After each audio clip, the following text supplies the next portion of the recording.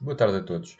Vamos nos próximos minutos abordar aqui alguns aspectos da videoconferência, portanto, aspectos que podem ser considerados importantes e fundamentais no bom desempenho quer do formador, quer na participação dos próprios formandos. Desde logo, há algumas desvantagens associadas a esta ferramenta. Portanto, a má ligação da internet pode causar aqui grandes perturbações. Por vezes também o receio da câmara, portanto, há muitas pessoas que não gostam de se expor com a câmera ligada, ficam um pouco à vontade. E depois também, do ponto de vista do formador, a falta de percepção da linguagem corporal é um fator importante e que se nota em falta neste tipo de ferramentas. Mas, por outro lado, temos aqui um conjunto de vantagens, não é? Temos uma facilidade no contacto, como, por exemplo, com pessoas que, estando distantes, não seria possível o contacto físico. Temos também muita facilidade na partilha de recursos e com estas ferramentas nós temos a facilidade em chegar a um maior número de pessoas, precisamente porque a distância não é um problema, neste caso. Portanto, temos aqui, como em tudo, um conjunto de vantagens e um conjunto de desvantagens associados. Claro que, do nosso ponto de vista, as vantagens superam largamente as desvantagens. Gostaria que pensassem neste tópico que é como é que nós classificaríamos de 1 a 10, por exemplo, a postura nas videoconferências. Portanto, se cada um de vocês tivesse que se classificar de 1 a 10, como é que se classificariam? Isto porque por vezes nós nem pensamos nestes aspectos, por outro lado, às vezes pensamos que estamos a fazer tudo bem e se calhar há pequenos pormenores que nos passam um pouco despercebidos e que podemos melhorar. É que esta questão da postura e da forma de interação pode fazer toda a diferença na relação pedagógica, em especial do ponto de vista do formador, claro. Faz toda a diferença a forma como interagimos com os nossos formandos portanto, esta interação cria ou não uma maior empatia com o grupo e, portanto, predispõe a um melhor processo de ensino-aprendizagem. A primeira coisa que nós devemos fazer quando iniciamos uma sessão é, ao entrarmos nessa sessão, devemos anunciar-nos e cumprimentar os presentes. Nem que seja no chat, portanto, não é necessário que seja oralmente, mas pelo menos dar as boas tardes, identificar-se e apresentar-se de forma a notar-se que estamos presentes. Ao estarmos presentes, há aqui outro aspecto que às vezes acontece e que acaba por ser, especialmente para o formador, um pouco desagradável, que é a identificação da pessoa. Ora, se repararem aqui nesta minha apresentação, eu tenho aqui um nome que não corresponde ao meu nome. Portanto, isto aqui, desde logo, é um primeiro indicador que está incorreto, ou seja, eu estou aqui identificado como Maria Roque, obviamente que não é o meu nome, e portanto isto está aqui um nome incorreto. Ora, o formador ou a pessoa que está a fazer a sessão, se tem que identificar e se tem que chamar a pessoa pelo nome, obviamente que não o consegue e há aqui então uma disfunção naquilo que era suposto. Portanto, ter muita atenção a este aspecto. Este aspecto acontece em especial porque há pessoas que utilizam, ou várias pessoas utilizam os mesmos equipamentos e depois, quando vão entrar numa sessão de videoconferência, depois de outra pessoa o ter usado, às vezes o nome está incorreto. Portanto, desde logo, terem atenção a este aspecto. Depois há a questão das más posturas em relação portanto, à câmara, neste caso, e à exposição visual.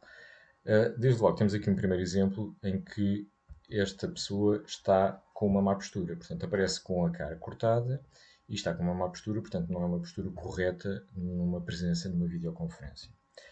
Este outro segundo exemplo também não está correto. Portanto, aqui poderemos apontar que a câmara apanha a parte de baixo do rosto, não apanha o corpo, nem nada que se refira à gesticulação e, portanto, não conseguimos ter aqui uma linguagem corporal. Portanto, aqui é mais uma postura incorreta. Um outro exemplo aqui, o que é que acontece neste caso? Neste caso temos muito espaço acima da cabeça do indivíduo com mais alguns elementos à sua volta e, portanto, há aqui um fraco enquadramento da pessoa.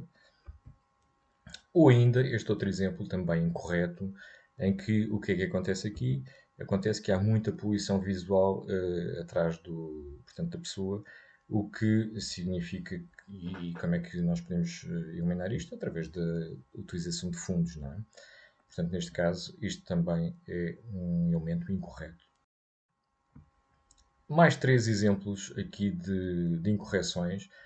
O que é que estes três elementos têm aqui em comum? Têm todos em comum a questão da iluminação no rosto. Portanto, ou a fraca iluminação, ou o excesso de iluminação, por exemplo, quando temos uma janela num dos lados, portanto, num dos nossos lados, o lado esquerdo ou o lado direito, ou um excesso de reflexo, por exemplo, nas lentes dos óculos da pessoa em questão. Portanto, tudo isto causa aqui alguma disfunção naquilo que é suposto numa boa postura. Tudo isto leva-nos então às boas práticas na utilização da webcam, ou seja, resumidamente, o que é que nós devemos ter em conta? Antes de iniciar, devemos lembrar-nos de cortar o som, emitir o som ou omitir o som, porque o barulho de fundo dos sítios onde eventualmente estaremos poderão perturbar toda a sessão. Portanto, ativar o som só quando formos falar, quando formos solicitados a intervir. Depois ter em conta a posição, portanto, numa posição perfeitamente perpendicular em relação à câmara. A distância recomendada é de cerca de 50 cm, portanto, a distância do corpo em relação ao monitor, ao ecrã. O enquadramento, portanto, devemos ter em atenção também que o nosso corpo, a nossa cara, deve estar mais ou menos enquadrada em relação ao monitor. Portanto, isto aqui tem um pouco a ver também com a posição 2, que é o olhar não deve estar de cima para baixo, nem de baixo para cima, diria também, mas, portanto, o olhar deve estar na perpendicular e, portanto, isto é uma postura incorreta. A questão da iluminação, portanto, devemos ter aqui uma boa iluminação e, portanto, garantir isso antes de iniciar a sessão. E, portanto, a questão da iluminação, obviamente, tem a ver também aqui com a questão das sombras. Portanto, por vezes, a iluminação colocada numa posição incorreta pode gerar sombras que são um obstáculo a uma boa visualização da pessoa. E, por fim, ter em conta os fundos. Portanto, como naquele exemplo negativo que vimos há pouco, a poluição visual atrás da pessoa distrai as outras pessoas e, portanto, o foco acaba por não ser na pessoa, no indivíduo, mas sim naquilo que está à sua volta e, portanto, devemos utilizar sempre que possível fundos, ou fundos próprios, ou os fundos que são disponibilizados pelas várias ferramentas de videoconferência. Por fim, dizer só que é muito importante uma boa disposição, ou seja, uma apresentação, e isto agora do ponto de vista do formador, uma boa disposição cria sempre uma melhor empatia com quem está a ouvir-nos, com formandos, com alunos, com as pessoas para as quais estamos a fazer a sessão e, portanto, é sempre recomendável nós mantermos essa boa disposição, um bom ambiente para criar essa empatia e sermos mais aceitos. Portanto, a receptividade acaba por ser melhor em relação ao nosso trabalho.